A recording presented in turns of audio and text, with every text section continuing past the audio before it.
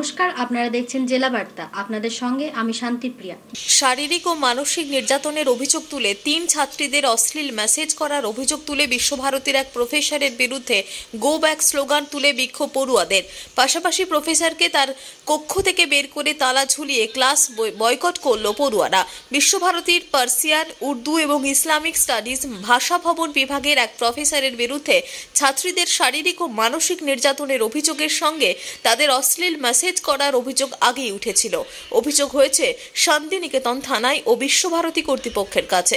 তবে এখনো পর্যন্ত 3 ছাত্রীদের দাবি, যতক্ষণ না প্রফেসর আব্দুল মোল্লাকে বহিষ্কার করা হচ্ছে ততক্ষণ পর্যন্ত এই তালা বন্ধ থাকবে বলেই জানিয়েছেন তারা। আমার সাথে তো 6 বছর ধরে আমি আগে 6 বছর ডিপার্টমেন্টে প্রেপ থেকে আমি এখানে পড়ছি। আমার সাথে তো যেটা হয়েছে আমি চাই যে আমার জুনিয়রদের সাথে না হোক। আর সেকেন্ডলি শুধু আমি বলে না, প্রত্যেকটা পার্টিকুলার মেয়েকে ধরে ধরে ডেকে নিয়ে যদি পার্সোনালি জিজ্ঞেস করা হয়, অনেকে হয়তো সামনে আসছে না, প্রত্যেকজন একই কথা বলবে যে উনি মেন্টালি হ্যারেস করেন। এই মেন্টালি কি অনেক অনেকভাবে প্রলোভন দেখান, অনেক কিছু করেন। অনেক মেয়ে হয়তো প্রলোভিত হয়, অনেক হয় না। অবিলম্বে ওনাকে বহিষ্কার করা হোক ডিপার্টমেন্ট থেকে। ওনাকে আমরা টিচার হিসেবে দেখতে চাই না, ডিপার্টমেন্ট থেকে সাসপেনশন চাই। আমরা সবাই মিলে, দরকার হলে আরো কয়েকজন আছে, ওদেরকেও ডাকবো, দিয়ে আমরা প্রতিবাদ জানাবো। এটা যতদিন না ওনাকে বহিষ্কার করে আরো আমরা চালিয়ে যাবো এটা। ভিত্তিহীন, কোনো কিছুই ভিত্তিহীন নয়। আমাদের কাছে সব প্রমাণ সহ সবকিছু আছে, ঠিক আছে? আমরা কোনো ভিত্তিহীন কথা বলছি না।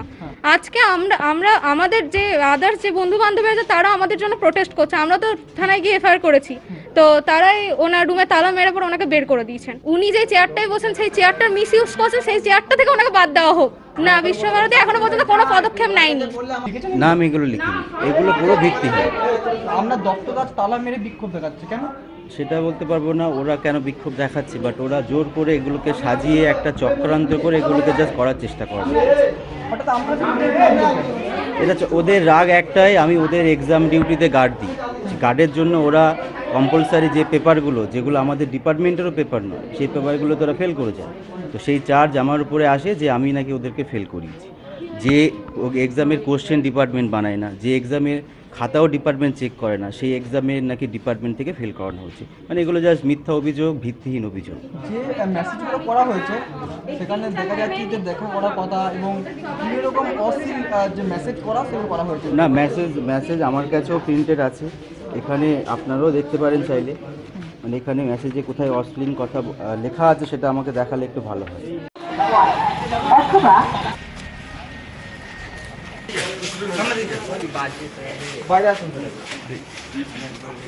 কাজী আমিরুল ইসলামের রিপোর্ট, ভয় টিভি, বোলপুর। জয়নগরে মদ্যপ যুবকের তাণ্ডবে ভস্মীভূত একটি আস্ত কাঠের গোলা। মধ্যরাতে আগুনে ভস্মীভূত হয়ে গেল জয়নগরের একটি কাঠের গোলা। অভিযোগ, মদ্যপ অবস্থায় এলাকারই কয়েকজন যুবক আগুন লাগিয়ে দিয়েছে। খবর পেয়েই সকালে ঘটনাস্থলে পৌঁছায় জয়নগর থানার পুলিশ এবং ঘটনার তদন্ত শুরু করে। জয়নগর থানার অন্তর্গত হরিনারায়ণপুর অঞ্চলের রামচন্দ্রপুর পাঁচঘোড়া গ্রামের বাসিন্দা অশোক মণ্ডলের কাঠের গোলায় রাত 1:30 নাগাদ দাউ দাউ করে জ্বলতে দেখে প্রতিবেশী এক ব্যক্তি। সাথে সাথে ওই গোলার মালিকদের খবর দিলে এলাকার মানুষের প্রচেষ্টায় দীর্ঘক্ষণ পর আগুন নিয়ন্ত্রণে আসে। কাঠের গোলায় থাকা সিসিটিভি ফুটেজে দেখা যায় যে এলাকারই কয়েকজন যুবক মদ্যপ অবস্থায় পরিকল্পনা করেই কাঠের গোলায় আগুন লাগিয়ে দিয়েছে। খবর পেয়ে এই ঘটনাস্থলে পৌঁছে জয়নগর থানার পুলিশ এবং আগুন লাগার কারণ জানতে তদন্ত শুরু করে। তবে কাঠের গোলার মালিক অশোক মণ্ডল হরিনারায়ণপুর অঞ্চলের বানেশ্বরপুর গ্রামের বিজেপির বুথ সভাপতি হওয়ায় শুরু হয়েছে রাজনৈতিক চাপানোতর। প্রশ্ন উঠছে, নির্বাচনের আগে বিরোধী দল আগুন লাগিয়ে দিল না তো? যদিও জয়নগর থানার পুলিশ ঘটনাস্থলে পৌঁছে সিসিটিভি ফুটেজ দেখে দোষী ব্যক্তিদের ধরার চেষ্টা চালাচ্ছে।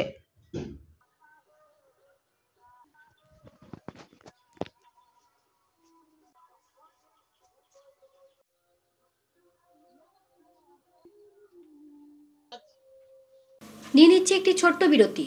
ফিরে আসছি বিরতির পর। সঙ্গে থাকুন ভয়ের সঙ্গে নির্ভয়ে। সিউড়িতে অত্যাধুনিক চিকিৎসা পরিষেবা নিয়ে এলো সৃজন পলিক্লিনিক। ওষুধের দোকান সহ অত্যাধুনিক মানের প্যাথোল্যাব, কম্পিউটার তথা অত্যাধুনিক মেশিনে রক্ত, মল, মূত্র ও থাইরয়েড পরীক্ষার সঙ্গে এখানে রয়েছে বিশিষ্ট চিকিৎসকদের বসার চেম্বার। রোগীদের স্বাচ্ছন্দ্যের কথা ভেবে সম্পূর্ণরূপে এসি নিয়ন্ত্রিত সৃজন পলিক্লিনিকে রয়েছে বসার সুবন্দোবস্ত, বিশুদ্ধ পানীয় জল ও টয়লেটের ব্যবস্থা। এখানে বসছেন সিউড়ি সদর হাসপাতালের বিশেষজ্ঞ চিকিৎসক সহ অন্যান্য শহর ও হাসপাতালের বিশিষ্ট চিকিৎসকরা। সৃজন পলিক্লিনিক ও প্যাথোল্যাব, সিউড়ি, বীরভূম। সিউড়ি সদর হাসপাতালের পাশে ফাঁড়ি ঘরের উল্টো দিকে। Mobile number 8373071019, 9474437713, 9434326822। ফিরে এলাম বিরতির পর। পাথর ও ডাস্ট বোঝাই একটি ডাম্পার উল্টে গেল সাঁইথিয়া থানার অন্তর্গত ময়ূরাক্ষী নদীর ওপর তালতলা অস্থায়ী ভাষা ব্রিজের ধারে। সোমবার ভোররাতে মল্লারপুরের দিক থেকে সাঁইথিয়ার দিকে একটি ডাম্পার করে পাথর ও ডাস্ট বোঝাই করে নিয়ে যাওয়া হচ্ছিল। ঠিক সেই সময় ডাম্পারের চালকের অন্যমনস্কতার কারণে তালতলা ভাষা ব্রিজের নিচে উল্টে যায় ডাম্পারটি, আর যার ফলে ডাম্পারে থাকা সমস্ত পাথর ও ডাস্ট নদীর ওপরেই উল্টে যায়। ঘটনাকে কেন্দ্র করে জখম হয় গাড়িতে থাকা চালক ও খালাসি। দক্ষিণ 24 পরগনার রায়দিঘি থানায় জয়কৃষ্ণপুর এলাকায় সুতারবাগ নদীতে কর্ণধার হালদার নামে মৎস্যজীবীর জালে উঠল রহস্যময় ব্যাগ।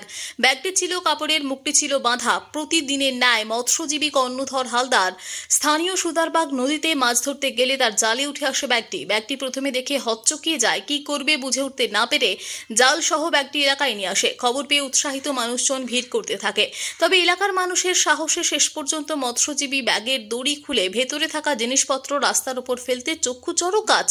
দেখা যায় ব্যাগের মধ্যে রয়েছে প্রচুর পরিমাণে নথিপত্র, তবে বেসরকারি কোম্পানির বিভিন্ন ধরনের আইডেন্টি কার্ড ও বহু কাগজ। খবর দেওয়া হয় রায়দিঘি থানায়। ঘটনাস্থলে আসেন পুলিশ। কার্ড নথিগুলি উদ্ধার করে নিয়ে যায়। কোথা থেকে কারা কিভাবে নথিগুলি ফিরে গেল তা পরিষ্কার নয়, তবে এই কার্ডগুলির মধ্য থেকে দণ্ডধর পাল নামে ছাতুয়ার এক ব্যক্তির নাম পাওয়া যায়। সেই ব্যক্তি জানান, গত কয়েক বছর আগে এলাকার কয়েকজন ইট দেবে বলে আরবের কোম্পানির নাম করে 4000 করে টাকা তোলে বহু মানুষের কাছ থেকে, কিন্তু টাকাগুলি আত্মসাৎ করে গা ঢাকা যায় কোম্পানিটি। এই ব্যাগে যে সমস্ত নথি পাওয়া গেছে ওই কোম্পানির, যেগুলি নষ্ট করার জন্য নদীতে ফেলে দেওয়া হয়েছে। তবে ইতিমধ্যেই রায়দিঘি থানার পুলিশ তদন্ত শুরু করেছে। আজকে জেলা বার্তা এই পর্যন্তই। নমস্কার।